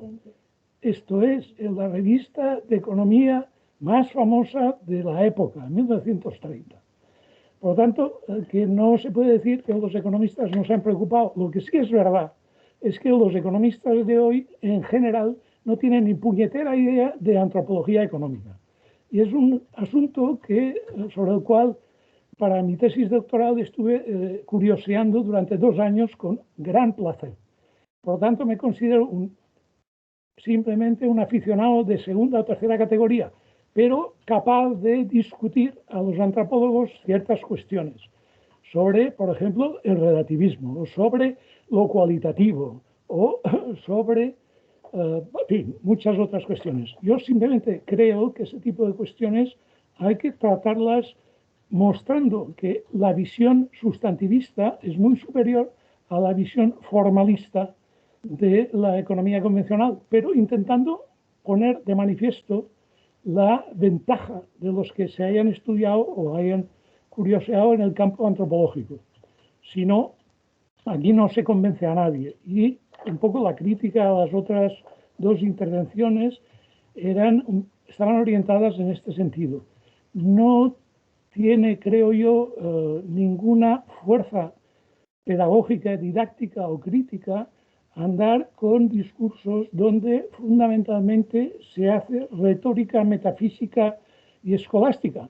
El señor Hegel, escuché, no tenía ni idea de economía. Yo creo que las nociones de Hegel son pura bazofia para las ciencias sociales y no digamos ya para la psicología humana. Hay que estudiar neurociencias, hay que estudiar leerse bien lo que escriben politólogos, historiadores y no dejarse enredar por visiones del espíritu de hace siglos que a veces tienen intuiciones majísimas, pero la mayor parte de cosas que dicen están mal, son tonterías. Es como querer estudiar física con Aristóteles o biología también con Aristóteles. Por lo menos biología sí que sabía Aristóteles, mientras que física no tenía ni idea, escuche. Por lo tanto, hay que saber separar lo que tiene valor de lo que no tiene valor y filtrar un poco los planteamientos. Cuando estaba escuchando las tesis sobre el trabajo y el capitalismo, me estaba acordando de mi última intervención en la revista Economía Crítica, repescando al señor Columela. El señor Columela, que vivió hace 2000 años y que tiene textos sobre el trabajo y sobre la acumulación, etcétera, enormemente interesantes y valiosas incluso para hoy. Pero hay que leerse estas cositas y no continuar hablando de trabajo como si fuésemos el ombligo del mundo y que estuviésemos todos pensando en nuestras características etnocéntricas y sin entender lo que ocurre con los primates ni lo que ocurrió en épocas históricas anteriores en el campo de prehistoria o de historia romana o de historia medieval. Y no quiero alargarme ya más. Intento resumir mi mensaje es: no reinventen la pólvora y sobre todo cuando las fórmulas de esta pólvora son malas. Descubran nuevos frutos, nuevas vías a través de las cuales se puede avanzar en economía crítica. Si no, lo único que se hace son unos discursos vacíos y aburridísimos. Nada más, gracias. Bueno, después de esta crítica de estos planteamientos que nos ha transmitido Alphonse, no sé si hay alguien más que quiera intervenir. Si no, le daría la palabra a alguno de los intervinientes por si quiere de alguna forma responder a lo que acaba de exponer Alphonse.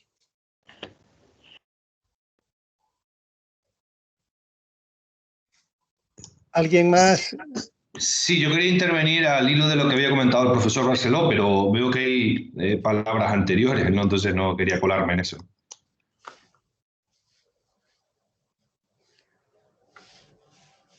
No, a mí ahora, las palabras que tengo aquí ahora es de uno de los intervinientes y luego ya estarías tú.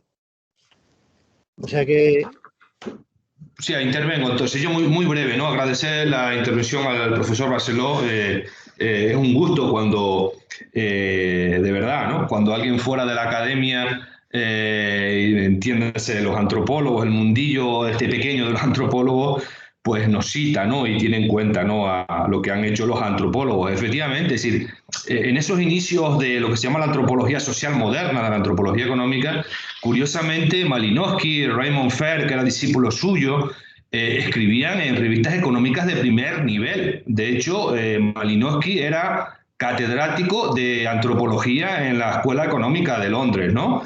Y Raymond Fer, que era un economista neozelandés, era economista de formación, al final acabó siendo una tesis sobre la economía maorí dirigida por Malinowski. Y son autores que escribían en las revistas punteras de la época. Sí que es verdad, yo ni muchísimo menos quería decir que los economistas no han tenido en cuenta a los antropólogos, sí que los han tenido en cuenta. Lo que pasa es que no son ni la mayoría ni los economistas en muchos casos dominantes, ¿no? Salvo algunos, como bien ha citado el profesor Barceló, ¿no? Es una disciplina pequeña, una disciplina poco conocida, quizás tiene mucho más conocimiento, mucho más prestigio la sociología económica, pero nosotros somos también a veces bastante críticos con la sociología económica, porque muchas veces ha ido muy de la mano de la economía ortodoxa o de la economía neoclásica.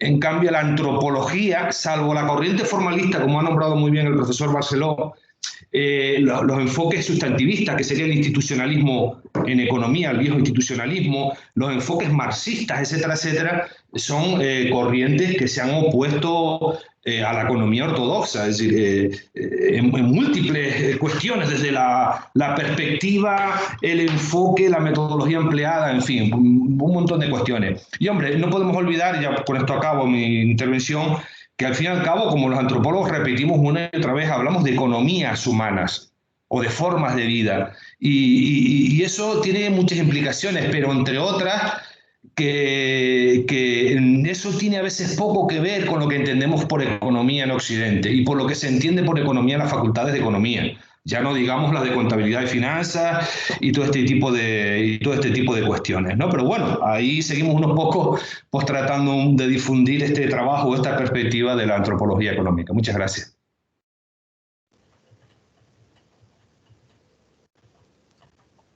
Sí, no sé si hay alguna intervención más. Podríamos abrir, si acaso, un pequeño coloquio alrededor de este primer bloque temático, si queréis, y luego pasamos a otra cuestión, ¿no? En este sentido, no sé si José Antonio Batista sigue ahí. Aquí estoy, sí. Yo quería apuntar dos cosas y después de valorizar, digamos, la importancia de ese diálogo de la economía con la antropología, quisiera apuntar dos cosas. Una, que digamos que una parte del enfoque de la metodología de trabajo de la antropología está recuperando protagonismo en muchos campos de la investigación económica, incluso no solo en la más heterodoxa, sino a través de la importancia que se le está reconociendo a los estudios de caso como una forma de generar conocimiento y de descubrir aspectos cualitativos más finos en determinadas realidades económicas y sobre todo en lo que tiene que ver con la emergencia pues de nuevos modelos de actividad, de nuevos problemas que se estudian no tanto a partir de grandes bases de datos y de grandes fuentes de información conocidas, sino a través de estudios de caso. En los estudios de caso, creo que obviamente se hace desde diferentes perspectivas teóricas, diferentes, pero hay una cierta familiaridad, al menos de una parte de la metodología de estudios de caso, con lo que es una determinada tradición de la antropología económica, ¿no? En ese sentido, desde mi punto de vista, hay como una cierta revalorización de lo que se puede obtener como conocimiento a partir de la aplicación de este tipo de metodologías. La otra cuestión que quería plantearte, ya de forma más específica, es que en tu exposición, y a pesar de la mención a la importancia del enfoque multidimensional y al enfoque holístico de la actividad económica y de su inserción en el marco social en su conjunto, veo que, o al menos no he percibido, un énfasis en algo que sin embargo, es importante desde hace mucho tiempo, pero cada vez más importante y más reconocido por todo el mundo, sobre todo en el ámbito, en muchos ámbitos de las ciencias sociales, ¿no? Que es el tema de la relación de la economía con el entorno en el que está inmersa, en el entorno natural, en la biosfera, en el ecosistema, en lo que queramos, como queramos, digamos, enfocar esa relación. Pero quiero decir que es muy, desde mi punto de vista, es muy importante que, ya que tratamos de valorizar esa aproximación holística, cualitativa, y haciendo hincapié en las múltiples relaciones y dimensiones que caracterizan la actividad económica, pues prestarle o destacar, digamos, la importancia del análisis de la relación entre la actividad económica y los individuos también y el medio natural, ¿no? Sí, gracias, Xavier. No sé si te contesto ya. De todas formas, si me permiten el comentario, estoy pendiente de un examen, estoy aquí como en dos cosas y tengo que ahora abrir un cuestionario en un par de minutos, a ver si no me despisto, ¿no? Entonces, efectivamente, gracias por tus palabras. Es verdad que la metodología cualitativa, y más que la metodología cualitativa, yo incluso hablaría del trabajo de campo etnográfico, ¿no? Pues bueno, el trabajo cualitativo se hace en muchas disciplinas y de formas muy diferentes, ¿no? Pero es verdad que lo que es específicamente el trabajo etnográfico sí que es cierto que se está reivindicando en muchas disciplinas, en muchos campos, incluido pues, algunas ramas dentro de la economía más convencional, incluso estudios de mercado que, bueno, ya están cansados de tanto dato, tanta estadística y quieren análisis un poco más profundos, más cualitativos, más de las sensaciones que tiene la gente, de sus impresiones, de lo simbólico en definitiva, que es algo que estudian los antropólogos. En ese sentido sí que es cierto. Y me consta además que tiene especial reconocimiento en el campo de la economía heterodoxa. De hecho, uno de los trabajos, un trabajo reciente que había recuperado, que había utilizado para preparar esto, pues dedicaba uno de los capítulos, los dedicaba a analizar un poco el método etnográfico y la utilidad que podría tener para la economía heterodoxa. Y con respecto a la otra cuestión, es cierto, es verdad que cuando hablamos del enfoque holístico, en el texto, quizás aquí no lo dije tanto, en el texto sí que se apunta un poquito por encima, es un texto introductorio, no puedo entrar en muchísimos detalles, o en muchos detalles, pero sí que es verdad que cuando hablamos de esa perspectiva holística o integrada de la economía, como hablaba Polanyi, aunque él no hablaba en esos términos, nosotros en la antropología contemporánea entendemos que esa integración o esa incrustación de lo económico no solo en lo social o en lo cultural, sino obviamente, y más allá de eso, en lo medioambiental. De hecho, siempre la antropología económica ha estado un poco a medio camino entre la ecológica y la económica. De hecho, la asignatura que imparto yo en el grado se llama Antropología Económica y Ecológica, porque ahí digamos que la división entre ambos campos y entre ambos dominios y temáticas a veces es pues muy débil, ¿no? Y cruzamos continuamente de un lado a otro, de lo ecológico a lo económico, pero ahí desde luego también hay una aportación importantísima de la antropología, sin duda, ¿no? Igual no lo reflejé de la manera que merecía en el texto y tampoco en la presentación, pero sin duda, nosotros entendemos esa idea de la económico, de la economía como algo integrado, vamos, sin duda alguna, y no podemos entenderlo de otra manera en el entorno, ¿no? Sin duda, ¿no? Ok, bueno, muchas gracias. Ahora tiene levantada la mano César Miramontes, entonces adelante, César. Sí, solamente era una cuestión relacionada con la ponencia del compañero Baruch. En relación a que plantea el panteísmo como solución, digo, al final no sé si yo me perdí en su discusión, pero ya no entendí justamente de qué manera aplicaba esta solución, ¿no? Porque al final dio unas conclusiones que tenían que ver más allá de un planteamiento económico con un programa político que planteó Marx en su momento, ¿no?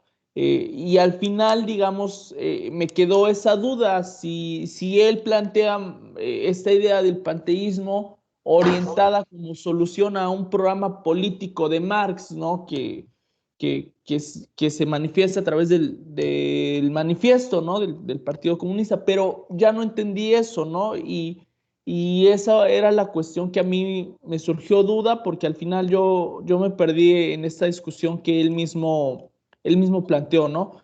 Y por otro lado, quisiera comentar al doctor José Antonio que de alguna manera... que teníamos una duda de que nos salía... Perdón, ¿alguien tiene prendido su micrófono? Al doctor José Antonio, que justamente es el aplicar estas metodologías etnográficas, ¿qué tanto tienen su límite en hacer macroeconomía? Porque recientemente estuve en un coloquio también en Chile del materialismo histórico y presenté algo sobre economía ecológica, y una de las preguntas que me hacían y que yo también luego me empecé a cuestionar es ¿qué tanto es el alcance que tienen estas metodologías? Es decir, aplicar un análisis etnográfico a nivel regional, a nivel local. Sí, comprendo yo cómo se hace la economía dentro de las comunidades, las comprendo, las estudio, las analizo, pero me parece a mí que esto debe de resultar en algo transformador. No nada más se puede quedar en el hecho de lo estudio, lo estudio, lo analizo, saco mis conclusiones, pero ¿qué tanto se puede extrapolar de eso, ¿no? ¿Qué tan fructífero es a un nivel más amplio, ¿no? Se puede traspolar esto, por ejemplo, a las urbes, se puede traspolar esto a otros sectores. Me parece a mí que no. Honestamente, yo planteo esta idea al final con esta pregunta que me hicieron hace unos días, yo llegué a esa conclusión, que esto no puede ser extrapolable. Sin embargo, estos estudios nos sirven como, digamos, de una manera de cuestionar o más bien de llevar estas ideas, traspolarla hacia otros entornos, pero no replicarlas. Y bueno, esa sería toda mi participación. Muchas gracias. Gracias. Respondo, Xavier, en la parte que me toca. Sí, bueno, también muy brevemente, es decir,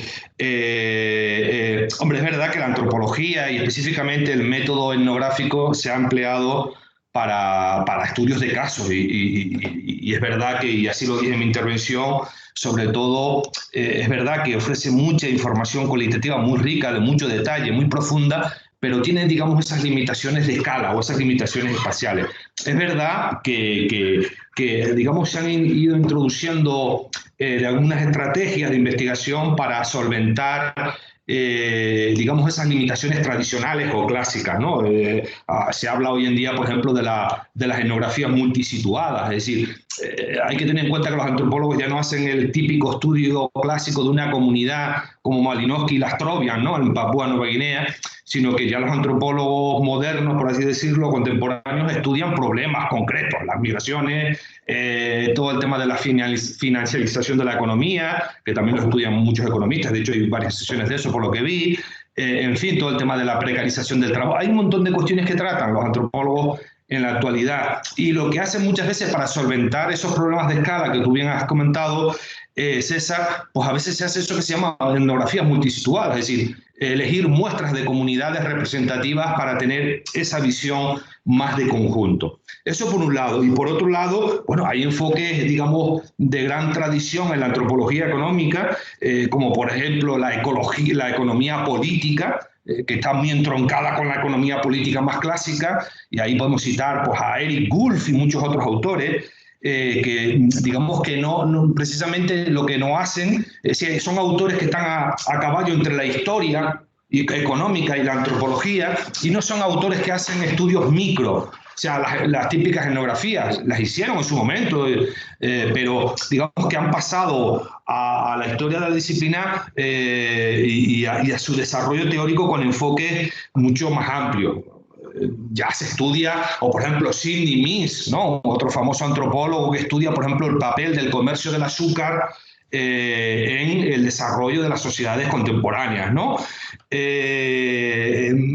Entonces, es decir, hay antropólogos, hay autores, para no meterme mucho ahora con esto, que sí que tratan aquellos temas de su interés desde otra perspectiva. Y por otro lado, ni que decir tiene, la corriente marxista en antropología económica vinculada a autores especialmente franceses, también hacían estudios o enfoques, digamos, si no macro, al menos meso, a una escala media, no eran microestudios. Pero es verdad que digamos que a los que no conocen con cierto detalle, lo cual es normal, ¿no? La antropología pues, se asocia por un lado al estudio de sociedades tradicionales, sociedades simples o sociedades primitivas, entre comillas, mal llamadas primitivas, y a estudios de casos muy concretos. Eso se ha hecho, se sigue haciendo, forma parte de la historia y de las características de la antropología, pero que se están haciendo muchísimas más cosas, ¿no? Hay antropólogos, y aquí tengo mirando mi estantería, algunos que han trabajado el tema de las crisis financieras y el impacto en las unidades domésticas,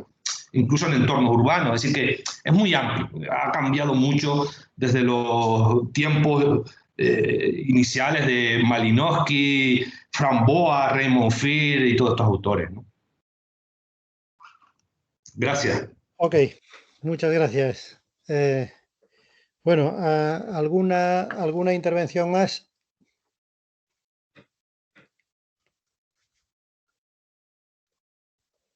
¿Alguien más quiere intervenir? Baruch,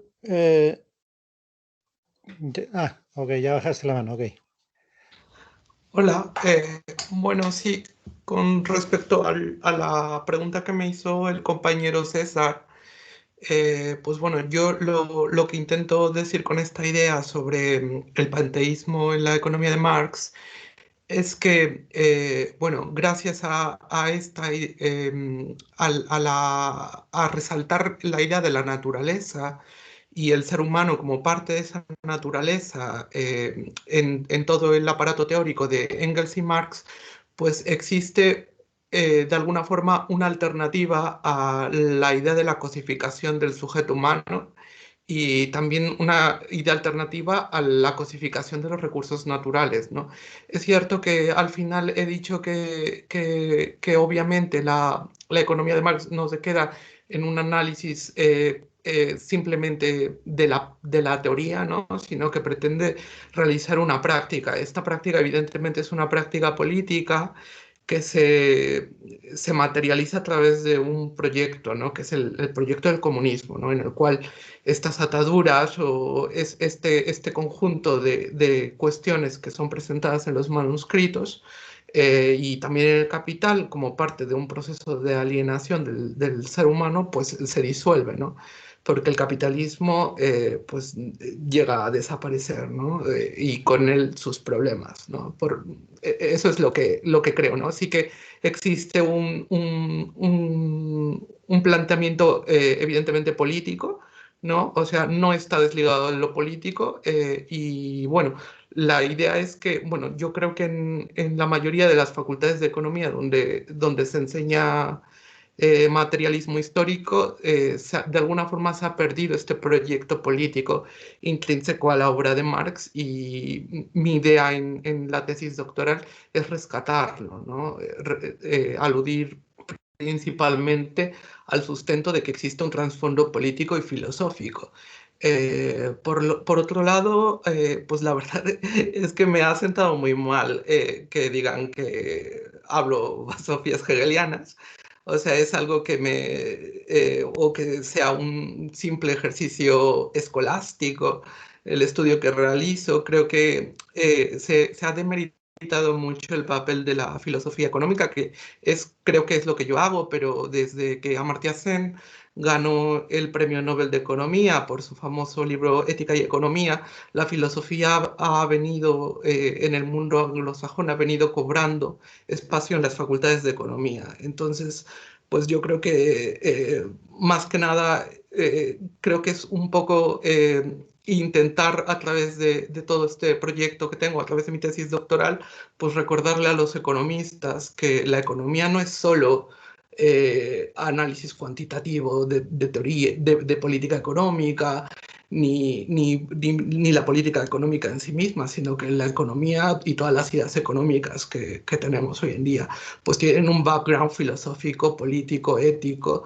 y que tenemos los economistas que reflexionar sobre ese background, ¿no? O sea, no es un discurso plenamente ocioso ni que se reduce a lo meramente escolástico.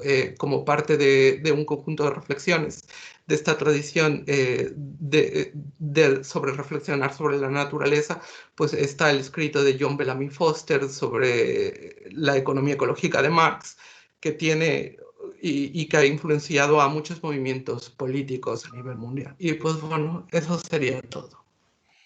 Sí, vamos a ver, muchas gracias. Bueno, en todo caso yo... ¿Puedo intervenir un momentico? Creo Xavier, que ¿puedo intervenir? Quiere intervenir. Sí, adelante. Sí que es un minuto. No, simplemente dirigido a Baruch, que lamento haber sido un poco en exceso ofensivo, no era esta mi intención. Intento ser y simpatizar con los esfuerzos de las jóvenes generaciones. Simplemente quería también apuntar en mi descargo que no es que haya escrito muchos libros, pero uno de los libros que he publicado se titula precisamente Filosofía de la Economía. Y mi último libro, que salió hace pocos meses, se titula Interpretando a Mario Bunge, que es con Piero Sraffa. Son los dos mis supermaestros, uno en el campo de la filosofía y otro en el campo de la economía. Estos son mis puntos de referencia básicos y creo que quienes quieran trabajar en filosofía es bueno que no se lean todo Bunge porque es difícilmente dominable, tiene cerca de un centenar de libros, pero por lo menos alguna cosa de Mario Bunge, físico en su origen, pero poco a poco desplazándose hacia el campo de las ciencias sociales y a los 90 años publicando un libro de filosofía política y muriendo a los 100 años. Vale, muchas gracias. Bueno, muchas gracias, Alfons. Precisamente yo iba a recordarle a Baruch que en tu intervención posiblemente no había interpretado correctamente el sentido de tus palabras, precisamente porque le iba a mencionar tu libro de filosofía de la economía y tu preocupación por ese tema y la importancia que le has dado y la que le damos pues muchos de los economistas que estamos en la economía heterodoxa de una u otra forma, ¿no? Y la relación y el papel de la filosofía, no solo en la metodología, sino también en otro tipo de reflexiones, en la propia ontología, también es algo que nos preocupa y nos interesa, ¿no? En ese sentido, posiblemente la cuestión es más de lo que se hace en concreto y el enfoque que se le da a la forma de abordar los trabajos y las reflexiones que al propio esfuerzo de relacionar la economía y la filosofía, que yo creo que es un esfuerzo necesario y muy loable, ¿no? En ese sentido, yo solo quisiera para Baruch plantearle una pregunta o una sugerencia, y es precisamente en su conclusión, y que de alguna forma me dio la impresión de que ilumina parte de su presentación a lo largo, al menos de la presentación. Yo no he tenido tiempo de leer el documento, pero su énfasis en la dimensión religiosa de la naturaleza, que obviamente, por ejemplo, ya en Feuerbach, en la esencia de la religión, pues le dedica muchos capítulos a discutir la dimensión y el papel de la naturaleza en la explicación de la religión en los humanos, pero para ya el propio Feuerbach, para enfatizar precisamente que su importancia del papel de la naturaleza no tiene nada que ver con una visión religiosa de la misma, o un papel o una visión panteísta de la misma. Y por lo tanto creo que en Marx, todavía con más razón, es difícil atribuirle una visión de la naturaleza que pueda tener connotaciones religiosas. Y entonces, al usar el término panteísta, no es quizá la mejor etiqueta para aproximarse o para sintetizar su visión de la naturaleza. En ese sentido, yo no sé si él quiere hacer una reflexión sobre esto, pero yo desde luego creo que es un término que no es muy apropiado, porque en vez de descubrir y revelar conocimiento de Marx y visión de Marx sobre la naturaleza, yo creo que puede tender a despistar un poco o a entorpecer la visión que Marx tiene realmente de la naturaleza. Y en ese sentido, los debates que está habiendo últimamente, ya ha mencionado el de John Bellamy Foster sobre Engels, y no solo sobre Marx, sino sobre la visión de la naturaleza en Engels, yo creo que son también trabajos muy interesantes y que merecen la pena ser leídos por todos, ¿no? No sé si Baruch quiere intervenir al hilo de esta cuestión, o Xavier, hay otra palabra solicitada. Xavier y Baruch, si me lo permitís, por favor, tenemos que ir terminando la sesión. Disponemos escasamente de 4 minutos, porque va a empezar la sesión plenaria número 2. Gracias. Bueno, gracias, Rosa. De todas formas, creo que la sesión empieza a las 6, ¿no? Sí, a las 6, sí. Lo digo para ir controlando tiempos. Bueno, ya, después del café en casa ya cada uno lo toma cuando considere. Pero bueno, sí, a las 6 desde luego desconectamos. Adelante, si alguien quiere tomar la palabra para aprovechar estos 9 minutos que nos quedan. Bueno, sí, creo que la idea sobre el panteísmo, la idea yo mismo la refuto, ¿no? Porque digo que se trata de un panteísmo ateo, es decir, un panteísmo sin Dios. Pero bueno, es una idea que me han sugerido mi directora de tesis, para resaltar el hecho de que la naturaleza en Marx lo es todo, ¿no? La naturaleza lo constituye todo, o sea, y el ser humano es parte de esta naturaleza, ¿no? Entonces, quizá debo buscarme alguna otra categoría que me permita de alguna forma no provocar tanto, ¿no? A los estudiosos marxistas sobre y que no lleve a la confusión, ¿no? Pero bueno, básicamente esa es la idea, ¿no? De alguna forma la prevalencia de la naturaleza y del ser humano y su reproducción, ¿no? Y cómo esta idea pues se expresa en un proyecto teórico práctico que es el comunismo.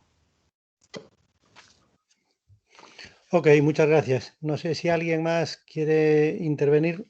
Sí, yo tenía la palabra pedida simplemente, soy José Antonio de nuevo,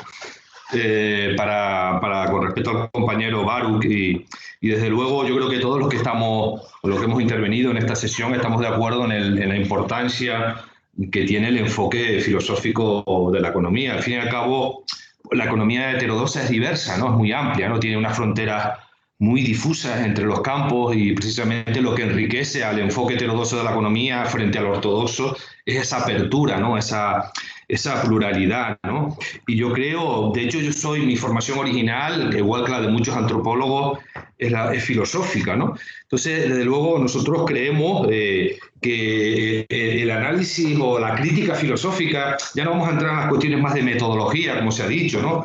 O metodología de la ciencia, etcétera, etcétera, que es interesante, desde luego, pero, por ejemplo, es importantísimo para el análisis las dimensiones ontológicas y epistemológicas de la economía. La economía ortodoxa, al fin y al cabo, nos da una visión técnica de la economía. La economía ortodoxa es más una técnica, ¿no?, que una disciplina social. De alguna manera, quizás la filosofía, y venimos al compañero Baruch a que siga en esa línea, la filosofía económica, de alguna manera, es el contrapeso de esa visión técnica, ¿no?, de la ciencia económica, y lo que nos ayuda a repensar, aparte del material empírico que puedan aportar la antropología, la sociología, etcétera, etcétera, la filosofía yo creo que es clave para reflexionar sobre determinados conceptos y determinados principios de la economía, ¿no? Gracias.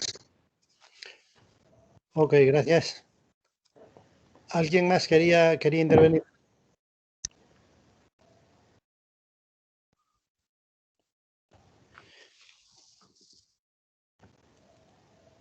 Nadie más. Bueno, simplemente para que quisiera aprovechar estos 3 minutos que nos quedan para lanzarle un mensaje a César Miramontes, que trabaja el tema de la desigualdad en los neoclásicos. Y yo, simplemente por su presentación, que me parece que puede abrir una línea que pueda dar resultados. En todo caso, quiero recordarle que hay toda una línea de fundamentación de las desigualdades en los neoclásicos que tiene que ver con las desigualdades en la dotación de factores, y ahí incluyen, por ejemplo, el tema del capital humano y ese tipo de cuestiones, y que eso sí que es algo que merece la pena ser discutido, ¿no?